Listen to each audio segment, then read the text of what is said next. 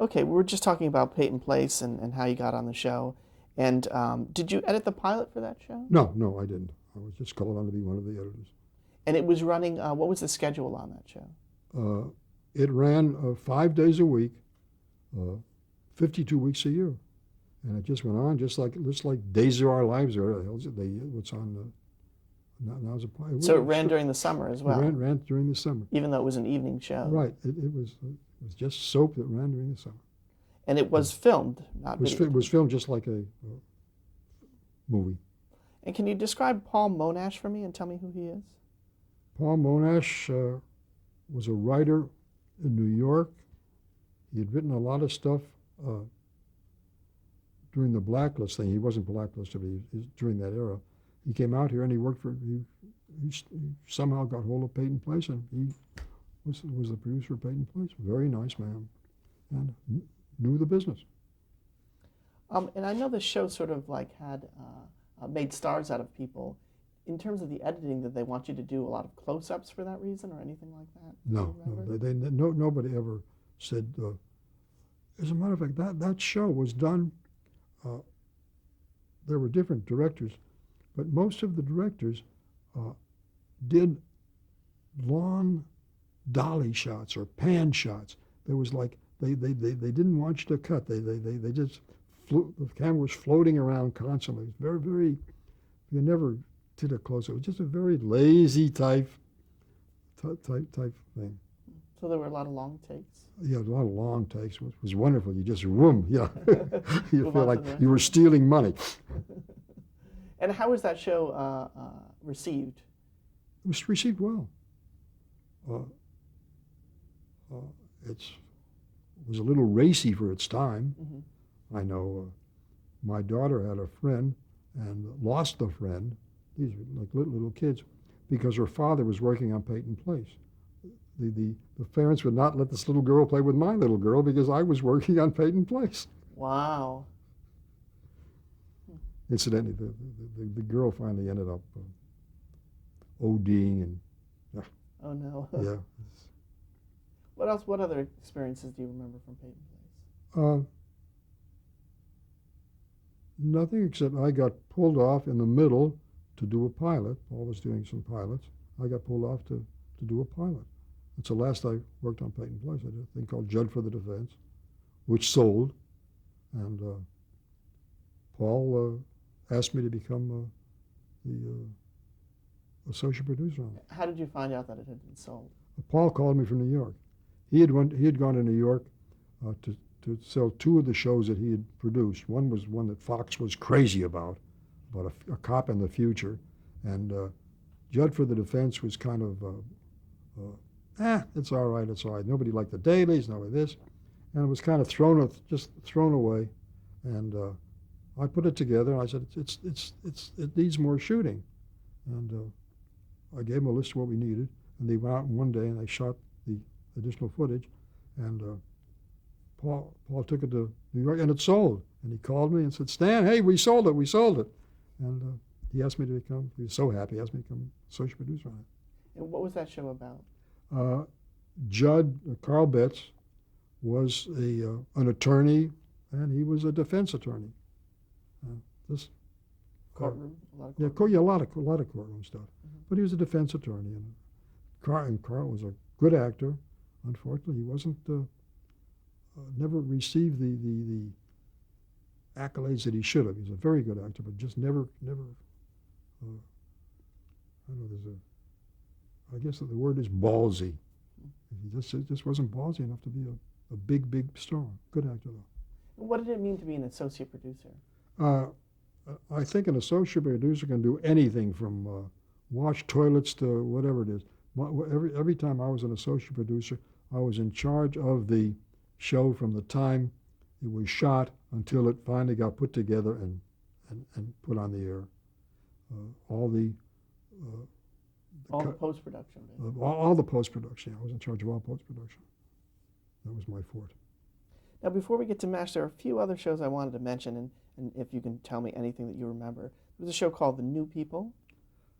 The New People was with Aaron Spelling.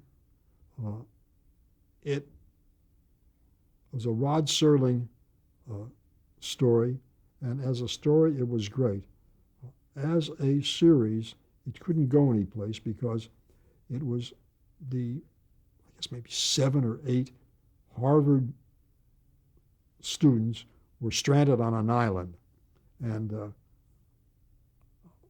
how do you make a series like that last? No out. You've got to have your protagonist, your antagonist, and it just couldn't go on and on. You know, it was a Gilligan's Island type thing. We did 13 of them, and it just never developed. What about a show called Storefront Lawyers? Storefront Lawyers was done. Harold Gast, who was producer of Judd for the Defense. Paul Monash was executive producer. Harold Gast was the producer, and Harold, I was the associate under Harold, and we became very friendly. After Judd for the Defense folded, Lenny Freeman, who was doing Hawaii Five-0, called Harold to come do Storefront Lawyers, and Harold asked me to come with him, and it was about storefront lawyers. That's all I can say. Stories. So Robert Forsyth. Yeah, that's Bob Forsyth. No. Not funny. I forget his name. Sorry. It's okay. What about a show called The Partners? The Partners was Don Adams. I don't know where I worked with Don Adams or what. Anyway, he called me to come to review after I'd been fired years later. Called me to come to review and cut The Partners, which I did. It was the same type as his other show. He was with partners with another guy, and they did comic detective stuff. And he was producing the show as well? No, he was acting. He wasn't producing. He was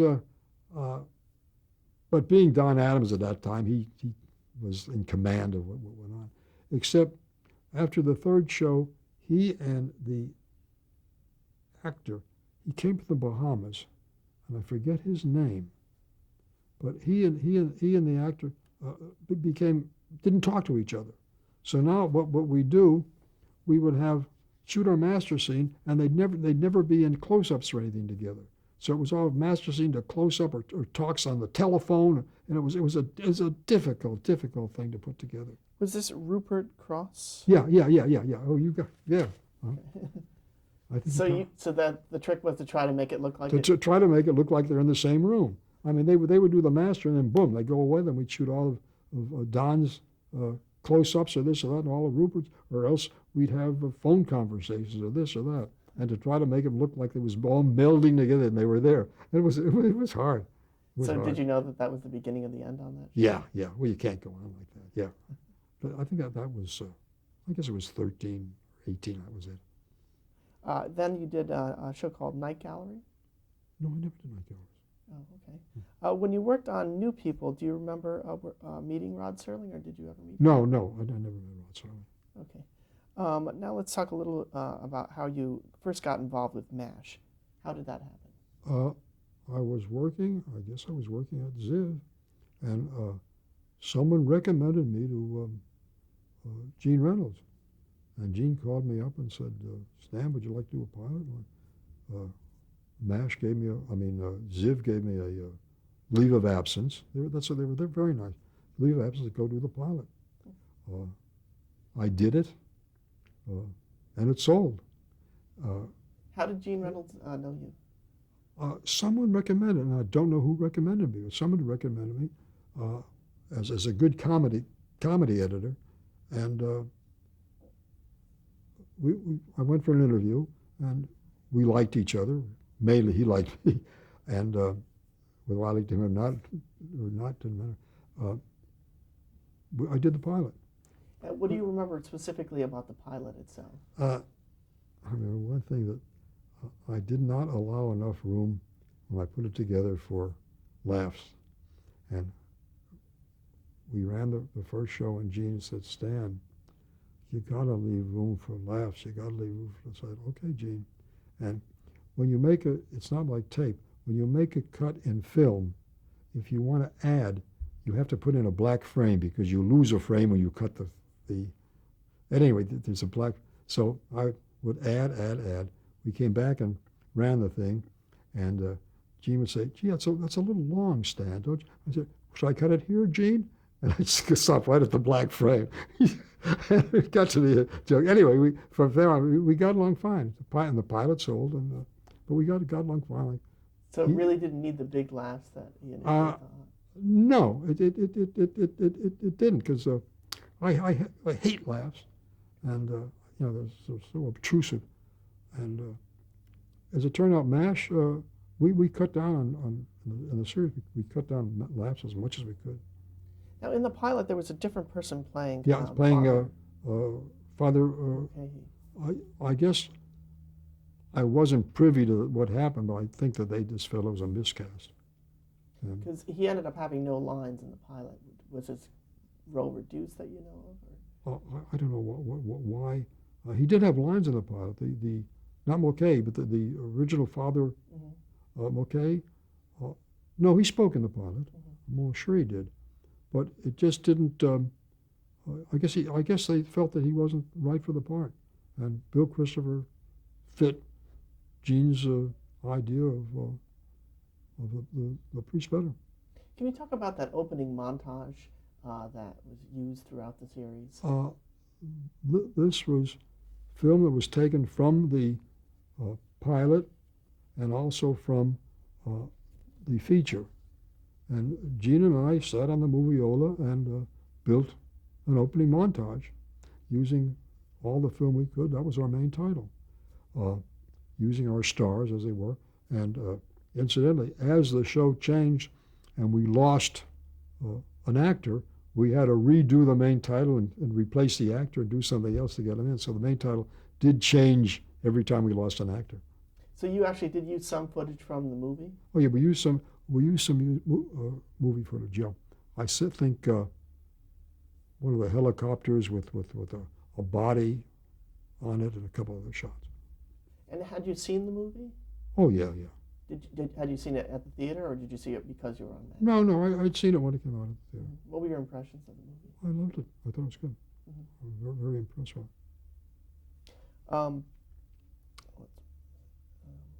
I wanted to ask about that yellow MASH typeface. While I think of it, Judd for the defense was Bob Foxworth.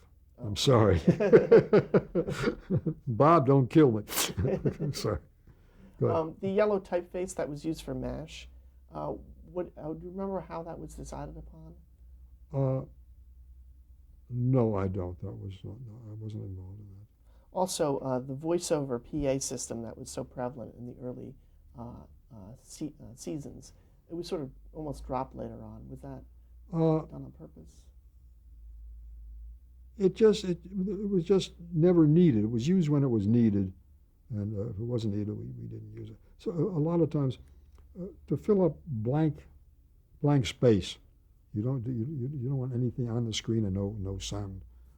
There would be something coming over, or we use a plane pass by or something, just to keep the show going. And so we didn't need it. Just when we needed it, we used it later on. What were some of the challenges of editing MASH? I know there was an exterior set and an interior set. Yeah, we had the exterior, the interior. Gosh, I don't think there was any big challenge to do it. I think the show was so well written, acted, everything, that it almost just put itself together. The show was just, every show, you look at them now and you say, gee, shouldn't have done that or shouldn't have done this. And I'm sure that Larry looks at it and said, why did I do this, or but I look at my editing and say, why did I do that? But every show was a little masterpiece in its own. It was almost a pleasure going to work, and you couldn't wait to see the dailies or get to work. How were fixes made on the show? Or what? Fixes made when Larry Gelbart would look at a show. Never forget. We would occasionally get a show that was and I'd put it together, and I knew it was no good. I put it together. Gene would see it, and Larry Gelbart would come into the cutting room, and I'd run it on the moviola, and Larry would sit there with his yellow pad and clipboard, and he would start writing stuff as we were going through, and by the end of the time we were looking at the show, he had ideas to reshoot, to this, to that, and I know I would sit there and say, I am dumb. Why didn't I think of it? Larry would sit there and make a correction, and it made the show. Really, just couldn't believe it. Just couldn't believe it. And so he would literally sit there with a pen and paper and take notes. Yeah, as you went. and what should be done to fix it? And the fix worked. We go back, we'd shoot for a day, whatever we have to do, and it was fine. We talked about some of the other producers you worked with. What was Gene Reynolds like as a producer? Here again, Gene was a smart, sharp producer. He knew film, he knew movies. He'd done a lot of good stuff. He did Room 222, which is an ongoing thing, and Gene was good. He knew how to make movies. He knew how to make, and he knew casting. He knew how to cast a show too, which was great. And a pleasure to work with. Gentleman at all times. And what about Larry Gelbar? What was he like? Larry was, I think, God, I think like one of the greatest comedy writers ever. He was fine. Larry was just a brilliant, and we talked to him, and Larry never tried to be funny when we were having meetings. He wasn't the type of guy that tried to be the fun guy. Other writers we had that came in were always try to go for the laughs, but Larry was just straight. But when he did something, it was marvelous. Now, was it tricky to do a show that was essentially a sitcom but had a lot of dramatic? It was not a sitcom. MASH was not a sitcom, and anybody that says sitcom with MASH, it was definitely not a sitcom. I know it. How would you describe it? Black comedy is better than sitcom. It was. We were always. We had an idea. Everybody was in accord with. We hated war. War was useless, and we had doctors who could say things because they were doctors. That if a GI said it, he'd be court-martialed. But we had drafted doctors who said things, and because of the whole situation, we go crazy every once in a while. It was stupid, but it was not a sitcom. It was we were anti-war, and to this day, I don't know whether I think we all hope that we got a message across. It was a message, and the laughs were obtrusive as they were. We try to cut them down, and I know in the OR, the operating room, we no laughs at all. We were able to talk the network and not having laughs in the operating room, but the rest of the thing we just held them down. As a matter of fact, getting the laughs, and it always ends up in laughs. A lot of the sitcoms would tell our laugh man when they hired him, do the laughs like MASH. Give us laughs like MASH. And he'd come back and tell us that they wanted it. And he'd do the laughs like MASH. And they'd say, no, make it louder, make it longer. So that was it. So when you would do the laugh track, you actually had somebody come in. Oh yeah, someone comes in, and he has his laugh library. And, who was that who came in? He'll kill me.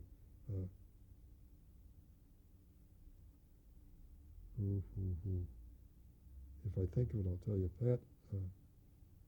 Pat. Carol Pratt.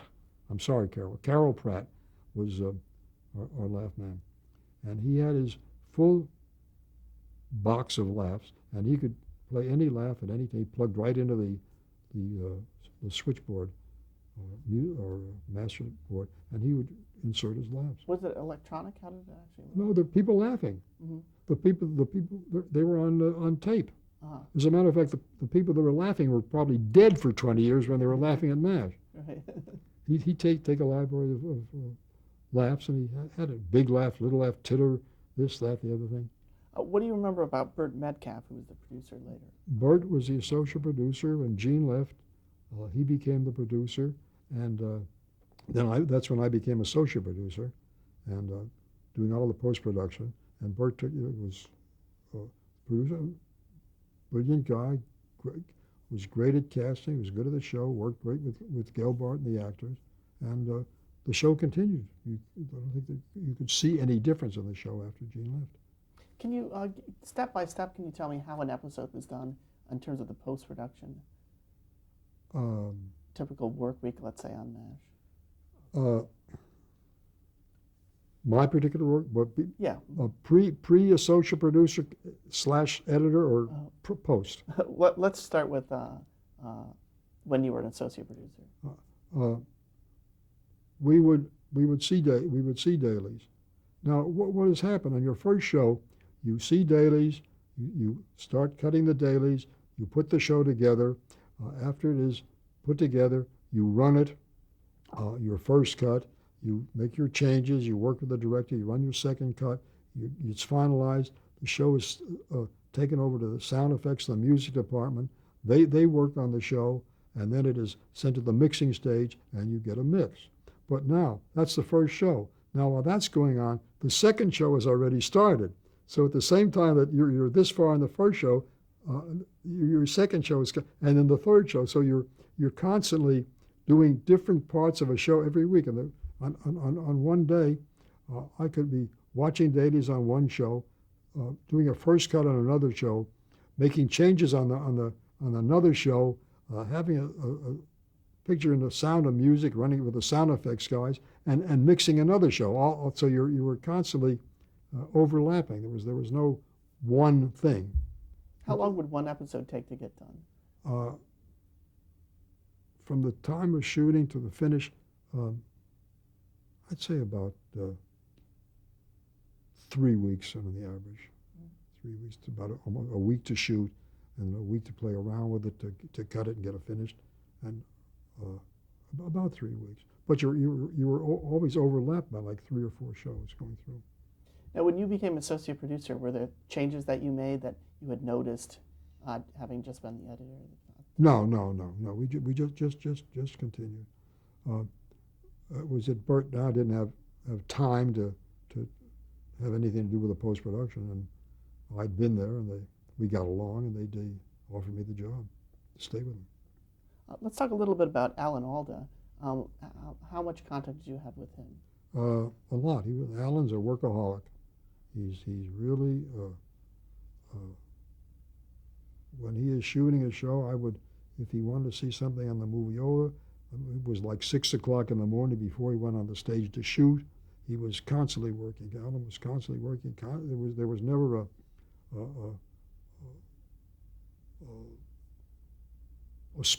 a space in his time. He was constantly working, or else he was writing another show. Great worker, a lot of talent, as I don't have to tell you, and a wonderful guy to work with. Did he fill the void that Larry Gelbart left in a way?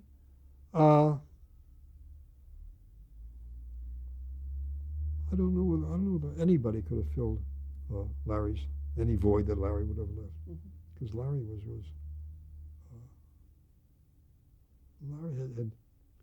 had set the thing up so well, and I think there was no void that was left. What about McLean Stevenson? Did you know him? Yeah. McLean left the show after the third year, and he thought that possibly he could come back, but they just figured that he had left, and he had left. And McLean didn't know that he was going to be declared dead at the end of the season, which they did. They declared him dead, and that was a very famous episode. Yeah. His last one. Yeah, he had left, and it was a good episode. And for the tag, they're in the OR, and Gary comes in and says, "Hey, I just got word McLean's plane was shot down over wherever it was," and end of episode. When did you personally find out? I found out on the set that night. It was the last show of the season, and we were getting ready for the wrap party, and everybody was there, and that was it. And incidentally, after that show, Gene got letters from viewers. Why did you kill McLean? Why did you do that? Why did you kill Colonel? And the answer was great. It was, in war, people get killed, and you say, oh, that's too bad. Oh, that's. But when your uncle or your brother or your son or your father gets killed, it's a lot different, baby. And McLean was everybody's uncle, and he got killed. And it showed what we were talking about. Did you appear on the set a lot? What's that? Did you appear on the MASH set often? Or were you? Oh yeah, yeah. I was there. Maybe every day. I don't know. Mm-hmm. Either I don't know, coffee, or I'd be called in sometime to see what's going on. So I was on and off the set. Generally speaking, when you got notes, you got them from Gene Reynolds and then later Burt Metcalf. I wouldn't get notes. I'd sit next to him. I'd sit next to Gene or Burt, whoever, in dailies, and we saw dailies. You more or less could feel from each other what was. There was a feel. You could almost feel what you. More of a collaborative effort. Yeah, because I remember McLean Stevenson. They would run dailies, and there a lot of stuff was funny, and all the actors were there, and everybody was laughing, and I would never act. I mean, I would never laugh because I was working. When I saw something, I was now cutting the show, and McLean came up to the window and said, "Stan, everybody's laughing, and you're sitting here like a." I said, "McLean, you're enjoying yourself. I'm working, baby. I'm working," and ended that conversation.